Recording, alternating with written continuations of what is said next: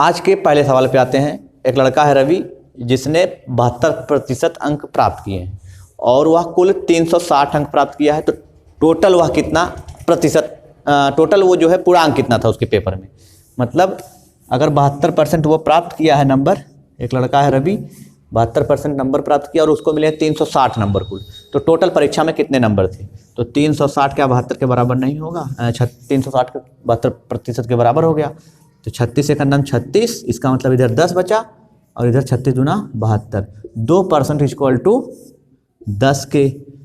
तो 1% बराबर 5 के, 100% किसके बराबर होगा 500 के। मतलब टोटल अंक कितने थे रवि के पेपर में 500, जिसमें से वो कितना परसेंट पाया था 360। इसका मतलब उसको मिले थे 72। क्या 360 72 के बराबर होगा, जरा देख लेते हैं। 360 नंबर अगर कोई पाए 500 में तो 100 से गुणा कर देंगे, 0 0 से कट गया, 5 से इसको काट देंगे तो 5 एक का नाम 5 छक्का 30, 5 सत्ते 35, हासिल 1, 5 दूना 10, 72%।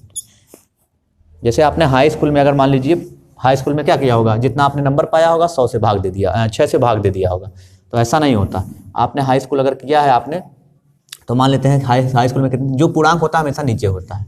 तो 600 पूर्णांक होता है हाई स्कूल में, अच्छा 10वीं में, और कोई 400 पा जाए तो कितना पाया होगा, काट दीजिए, 0 0 से कट गए, 6 से 400 में भाग दीजिए, उसका वो परसेंट में निकल जाएगा।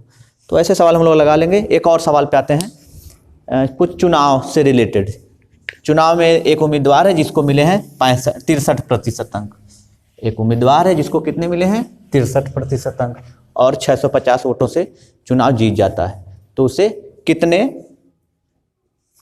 कुल कितने वोट थे उस चुनाव में। तो क्या सवाल है, एक उम्मीदवार है और एक बी है। ए को मिले हैं 63%, तो बी को कितने मिले होंगे 37%। 37 3 40 100 हो गया। अब कह रहा है कि ए जो है वो जीत गया है 650 वोटों से। ए 650 वोटों से चुनाव जीत गया, इसका मतलब इसको कितना वोट ज़्यादा मिला है।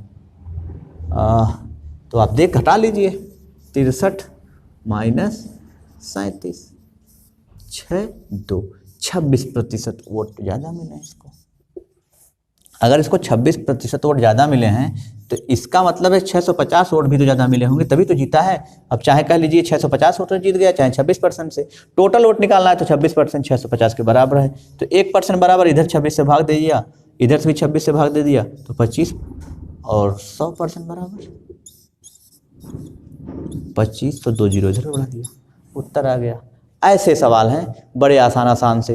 एक उम्मीदवार है 63% पाया वोट, 650 वोटों से चुनाव जीत गया, कुल कितने वोट थे 2500। ए को इतने वोट मिले तो बी को इतने, दोनों का अंतर कितना है 26%। जीत हार का निर्णय 26% 650 पे हुआ है 100%।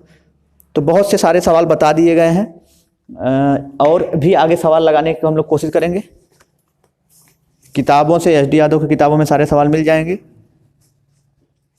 अगर सवाल कोई मिलता है परसेंटेज का, प्रतिशत का, हम लोग कई सवाल बता चुके हैं और ढेर सारे सवाल लगा लिए होंगे आप लोगों ने, और कोशिश करेंगे कि और भी लगाने की। अब जैसे एक सवाल ये है, कहाँ गया,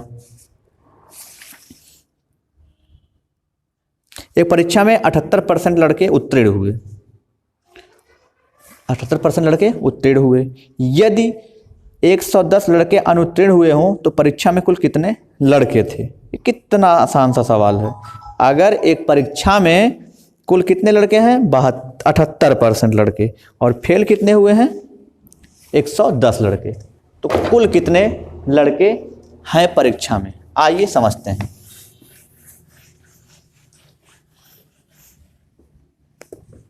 %78 लड़के पास हो गए हैं,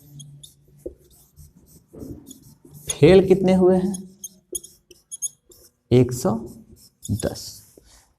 कुल कितने लड़के हैं परीक्षा में। अगर 78 पास हो गए हैं और ये फेल दिया है तो फेल कितने हुए होंगे। 100 में 78% पास हो गए तो फेल कितने हुए होंगे 22% ही तो फेल हुए होंगे, और फेल कितने हैं 110। इसका मतलब 22% इक्वल टू 110। 22 किसके बराबर है 110 के। 11 एक अन्नम 11, 11 दूनी 22, इसका मतलब 2% किसके बराबर है 10 के। अब 22 से भाग दीजिए, 11 से भाग दीजिए, 11 दूनी 22, 11 से भाग देंगे तो 110। 1% बराबर कितना होगा 5। अगर 2 10 के बराबर है तो 1 5 के बराबर होगा, तो 100% बराबर कितना होगा? इसका मतलब परीक्षा में कुल कितने लोग बैठे थे? 500 लोग, जिसमें 78 पास हुए थे, 110 78% पास हुए थे और 110 फेल हुए थे। कितना आसान सा सवाल है।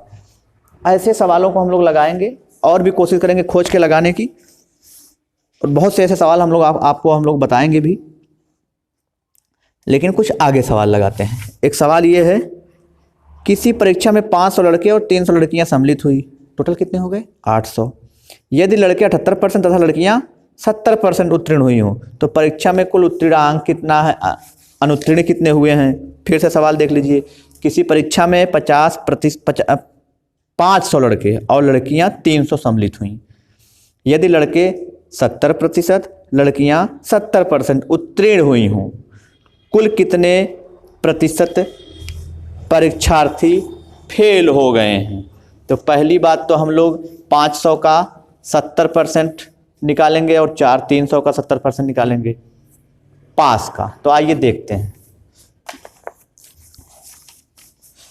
क्या होता है।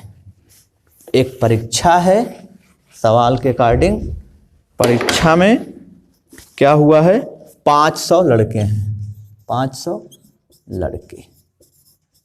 लड़कियां कितनी हैं? 300 लड़कियां, 300 लड़कियां, 500 लड़के हैं। यदि लड़के 70%, लड़के 70%, इनका हम 70% निकाल लेते हैं, और लड़कियां भी 70%, 300 का 70%। क्या हुई हैं ये सब हो गए हैं उत्तीर्ण। तो अनुत्तीर्ण का प्रतिशत कितना है?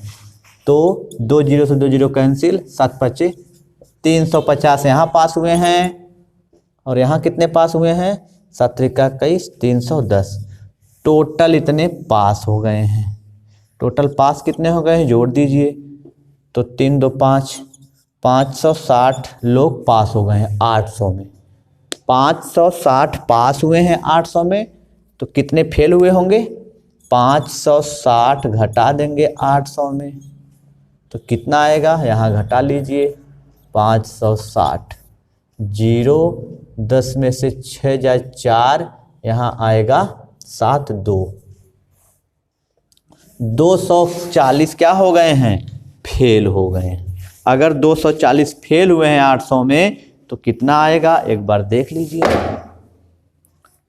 तो 240 फेल हुए हैं 800 में, कितना आएगा? 2 0 से 0 0 कट गया, 8 3 24 3, 30% आंसर आ गया। ये 30% ही आंसर है। सवाल एक बार फिर से समझते हैं। 500 लड़के हैं, 500 लड़कियां हैं। लड़के 70% पास हुए हैं, इसका मतलब 350 पास हुए हैं। लड़कियां 70% पास हुई हैं, इसका मतलब 210 पास हुई हैं। टोटल 700 में से कितने पास हो गए हैं? 560। तो कितने फेल हुए होंगे? 800 में से 560 अगर पास हुए हैं तो फेल की संख्या कितनी होगी? 240। 240 फेल हुए हैं। 800 में 240 फेल हुए हैं, तो हमने 240 ऊपर 800 नीचे। परसेंटेज निकालना, 100 से गुणा, 0 0 से कैंसिल दो, 8 3 24 30%। सवाल आपको समझ में भी आया होगा। आगे अगली क्लास में हम लोग और भी कोशिश करेंगे पढ़ने के लिए। और मैं आपके लास्ट वीडियो में बार बार यही कहता हूँ कि 30 तक का पहाड़ा और 30 तक का स्क्वायर, 30 तक का क्यूब, अगर आपको याद है तो जल्दी जल्दी आसानी से सवाल लग जाएंगे। मिलते हैं फिर अगली क्लास में।